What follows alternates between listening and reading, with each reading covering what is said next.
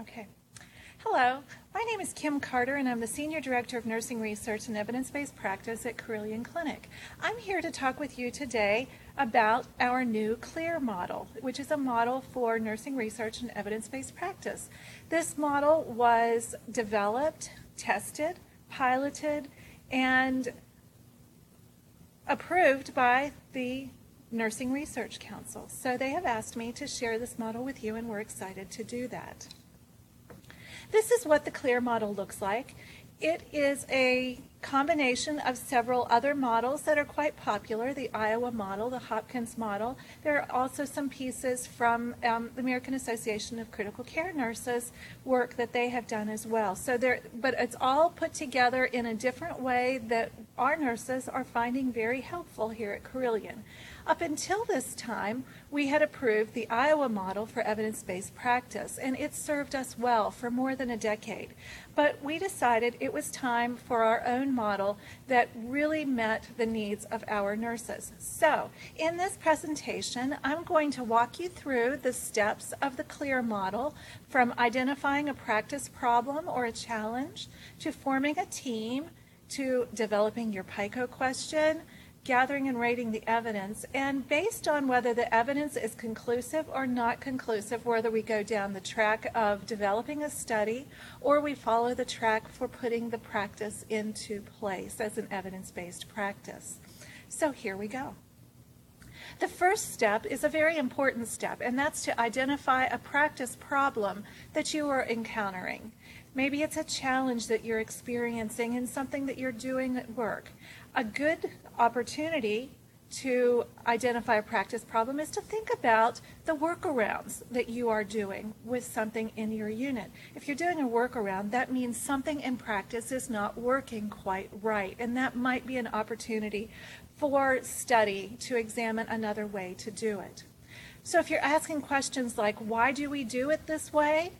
And the answers that you're getting are things like, that's just how we do it, or that's how I was told to do it. The question that you should be asking yourself is, I wonder if there is a better way. So once you have identified your problem, then it's important that you look at the literature. And so again, it just helps you kind of get an idea, is this a problem in other places? This is not your full literature review quite right now. It just may be that you've seen an article somewhere, and maybe that article is making you think, I wonder if we could do that here, or if we could do it different, and if this is a different way that we could do it here. From that, then, we can go into the next step of the CLEAR model, and that is to form a team. The Office of Nursing Research is very happy to help you every step of the way as you navigate through the CLEAR model, even if you don't even know what the problem is that you want to work on. We can help you kind of talk about and think through your practice and see what problems there might be that you could address and work on. The CLEAR model provides us with a team talent tool, and the team talent tool helps us identify those skill sets that would be helpful to bring to the table as we're moving through our project. For example, the team talent tool would lead us to think about whether or not we would want a librarian, a statistician, or some other level of expertise as part of our team to work through the project. And this is what the Team Talent tool looks like. It is available on the internet at the Nursing Research and Evidence-Based Practice site, or we can provide you with a copy. All you have to do is contact us. Then the next step is to develop your PICO question. The CLEAR model, that's the third step. And the PICO question leads you through identifying the patient or problem, the intervention, the comparison or the outcome, and the time dimension. We may not use all of those steps in the PICO question, but it does give us a framework. And the good thing about the PICO question, once we have it developed, then we have our keywords that we're going to use as we work through the literature review more comprehensively. This is the PICO tool for the CLEAR model. So now we're ready. We're ready to get into the literature and see what others may know or may have already done to address a question like the one that we have designed. So we have the evidence analysis and summary tool, and that will help you work through the literature.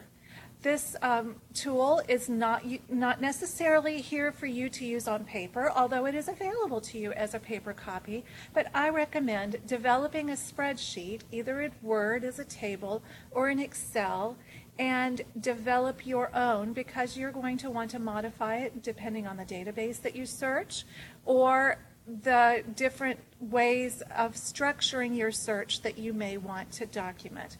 But this tool will help you design that. The second page of the evidence analysis and summaries tool then helps you work through each individual article that you pull up.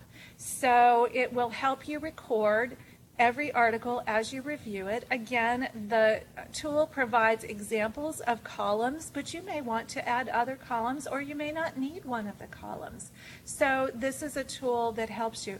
A nice thing about this tool is it does allow you to rate the strength of your evidence. And this came from the Hopkins model. What we're using is from the Hopkins model and also from the AACN levels of evidence. And so the tool is helpful so that we can see how strong the evidence is to help us decide whether the evidence is conclusive or not conclusive as we move forward in trying to decide whether we need to do our own study or that we might be able to have an evidence-based practice to put into policy. If the evidence is not conclusive, then we need to design a study. And the CLEAR model will walk us through the steps that we need to do for the study as well. I am in the nursing office and research. We are happy to help you with the IRB paperwork. If it's a quality assurance, quality improvement project, or if it's a research study, we'll also work with Research and Development Office to do their paperwork as well. And so don't be intimidated by the paperwork or by hearing the word IRB. A lot of people try to avoid the IRB, but really their paperwork and their processes will help us design a very strong study and make sure that before we even start collecting data, we have many of our problem-solving, troubleshooting areas taken care of before we even get into data collection. So once you go through the IRB, you will receive a letter that says your study has been approved as a QA/QI, or your study has been approved as research, and then we are ready, and they'll give us additional guidance if there's other steps that we need to take. Otherwise, we're ready to collect our data. After we collect our data, and we do that just exactly how we described in the IRB protocol that we would do it, then we will analyze our findings. That's where a statistician can be very helpful. And it's really important that if we have data that's more complicated than we alone can take care of by ourselves, that we bring the statistician on early on, before we go to the IRB, while we're still planning and designing our study. That way they can guide us as to how to set up our database and how best to collect our data. So it's really, really important if you're going to need a statistician to bring them on early in the project. If your findings are not conclusive in the analysis from your study, then we don't have a solution to our problem, and we need to circle back up, and the CLEAR model guides us, and we need to continue to study and find what would work well to answer the problem that we are trying to solve. If the findings are conclusive, then we are ready to move into the other corner of the CLEAR model, and that is into the evidence-based practice realm. And so the different steps in evidence-based practice are to pilot as necessary, but perhaps on an individual unit, to update policies or guidelines as appropriate, making sure that we're citing the literature, to determine financial impact. That's really, really important that we look at the financial impact of whatever it is that we are trying to address. There's education and there's evaluation processes that go along with evidence-based practice implementation as well. An important last step is the translation and dissemination of the work that you have done. This picture shows a team of nurses who actually presented their work at one of the National Magnet Conferences. And the important thing is that we've done this work and that we don't just keep it to ourselves, that we share the work that we have done with others so that we are providing best practice across the country, across the world. And it's really an opportunity to stretch yourself, to grow as a presenter, to publish your work, so to grow as a writer. And again, we are here to help you and to support you. As well, if you have never published before, we have our own peer-reviewed journal called Within Reach, and that is a great opportunity for you if you've never published before or if you have published before to share your information with others in Carilion, as well as to navigate your very first publication process. CLEAR stands for Carilion Nurses Leading Excellence Through Active Research. I hope that this presentation has helped you understand the CLEAR model just a little bit better. And as you walk through it, I hope the model is helpful for you to understand the steps and to have tools to help you navigate through designing your own study, either to be research, QA, QI, or evidence-based practice.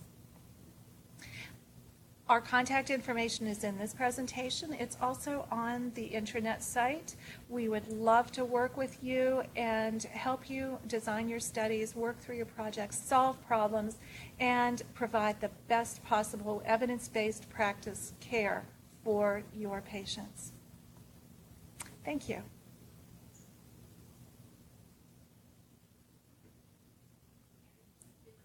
I think so.